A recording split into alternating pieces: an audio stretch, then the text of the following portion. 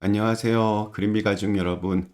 오늘 목요일 아침, 오늘도 이렇게 매일 한 말씀으로 또 오늘 하루를 시작하는 모든 분들에게 우리의 경건한 삶이 하나님의 거룩하심과 선하심을 드러낼 수 있는 그런 귀한 날이 되시기를 간절히 기원합니다.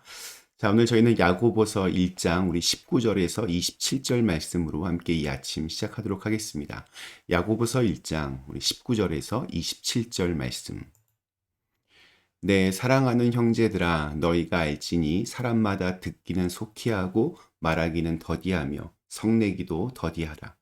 사람이 성내는 것이 하나님의 의를 이루지 못함이라. 그러므로 모든 더러운 것과 넘치는 악을 내버리고 너희 영혼을 능히 구원할 바 마음에 심어진 말씀을 온유함으로 받으라. 너희는 말씀을 행하는 자가 되고 듣기만 하여 자신을 속이는 자가 되지 말라. 누구든지 말씀을 듣고 행하지 아니하면 그는 거울로 자기의 생긴 얼굴을 보는 사람과 같아서 제 자신을 보고 가서 그 모습이 어떠했는지를 곧 잊어버리거니와 자유롭게 하는 온전한 율법을 들여다보고 있는 자는 듣고 잊어버리는 자가 아니요 실천하는 자니 이 사람은 그 행하는 일에 복을 받으리라. 누구든지 스스로 경건하다 생각하며 자기 혀를 제갈 물리지 아니하고 자기 마음을 속이면 이 사람의 경건은 헛것이라. 하나님 아버지 앞에서 정결하고 더러움이 없는 경건은 곧 고아와 과부를 그 환난 중에 돌보고 또 자기를 지켜 새 속에 물들지 아니하는 그것이니라. 아멘.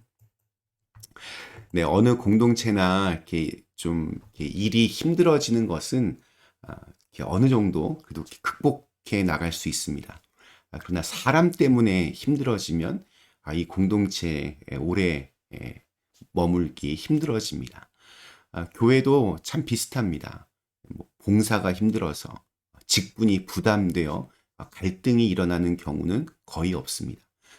사람이 힘들고 또 서로에게 상처를 주기 시작하면 그때부터 정말 어려워집니다. 오늘 19절과 20절 말씀이 이렇게 시작합니다. 내 사랑하는 형제들아 너희가 알지니 사람마다 듣기는 속히하고 말하기는 더디하며 성내기도 더디하라. 사람이 성내는 것이 하나님의 의를 이루지 못함이라. 듣기는 속히하고 말하기는 더디하라 라고 그렇게 말씀합니다. 요즘은 뭐 지식의 홍수 시대에 살고 있기에 똑똑한 사람들이 정말 많습니다. 맞냐, 틀리냐, 이 기준으로 보면 맞는 말을 하는 경우가 거의 대부분입니다. 그러나 아무리 맞는 말이라고 해도 그것이 다 맞는 말이 아닙니다.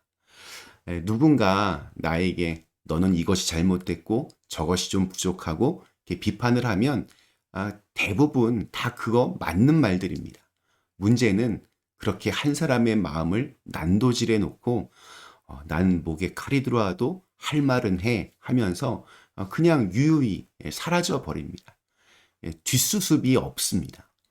마치 의사가 당신의 몸은 이러이러한 게 잘못되어서 수술을 해야 합니다 하고는 예리한 칼로 문제가 있는 그 부분을 다 도려낸 후에 다시 몸을 덮지 않고 그냥 가버리는 것과 같습니다. 진짜 좋은 의사는 아픈 부위를 정확하게 진단하고 또 정확하게 수술을 한 후에 수술 부위를 다시 잘 덮고 이후에 환자가 어떠한지 계속해서 관찰하는 그러한 사람입니다. 특별히 살아온 배경이 다르고 또 믿음의 경륜이 다른 사람들이 모여있는 교회에서 오늘 말씀을 꼭 기억해야 합니다. 교회를 위해서 내가 반드시 해야 할 말들이 있습니다. 그러나 듣는 것이 먼저입니다. 우선 잘 들어야 합니다. 잘 들어보지 않고 말하다 보면 말하면서 자기도 모르는 사이에 흥분을 하고 그러다 보면 이렇게 고압적이고 공격적인 말들을 내뱉게 됩니다. 또한 우리 같은 이민교회에서 제가 많이 경험하는 것 중에 하나는 말의 의도까지 정확하게 판단하는 것이 필요하다는 것입니다. 미국에서 이렇게 오래 살면서 영어도 잘 못하고 한국말도 잘 못하게 되었다. 이런 말씀들을 많이 합니다. 정말 그렇습니다. 그래서 대화할 때 엉뚱한 단어를 쓰기도 하고 그래서 문장 전체가 이상한 방향으로 나가는 경우들이 있습니다. 그러면 마음속으로 이분이 이런 말씀을 하려고 하셨구나. 조금 더 이해하려는 마음으로 그렇게 대화를 해야 합니다. 오늘 읽은 말씀의 표현에 따르면 우리 21절 마지막에 나오는 온유함으로 받으려는 노력이 필요합니다. 우리 교회에는 개성은 강할지언정 아주 사악하고 나쁜 사람들은 없습니다. 말하는 사람도 기왕이면 온유한 말로 대화를 시작하고 또 듣는 사람도 온유한 마음으로 듣게 되면 나쁜 사람들이 없기 때문에 그래서 원만하게 갈등 없이 우리의 관계를 선하게 유지할 수 있을 것이라고 저는 생각합니다. 자, 우리 22절부터 마지막 27절까지는 경건에 대해서 권면합니다.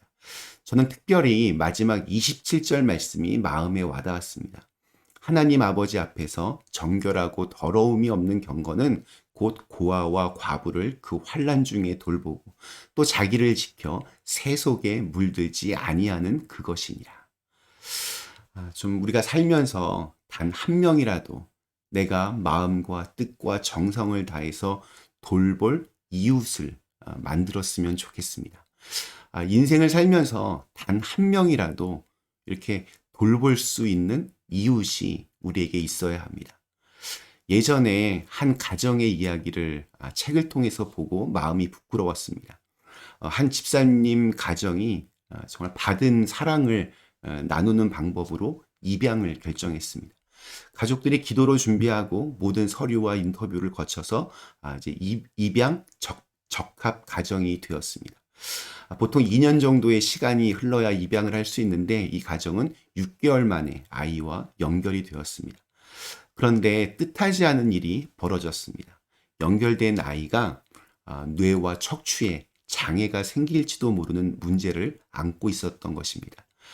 이 가정은 근심에 빠졌습니다. 그리고 이 아이를 포기할지에 대한 가족들의 기도를 시작했습니다.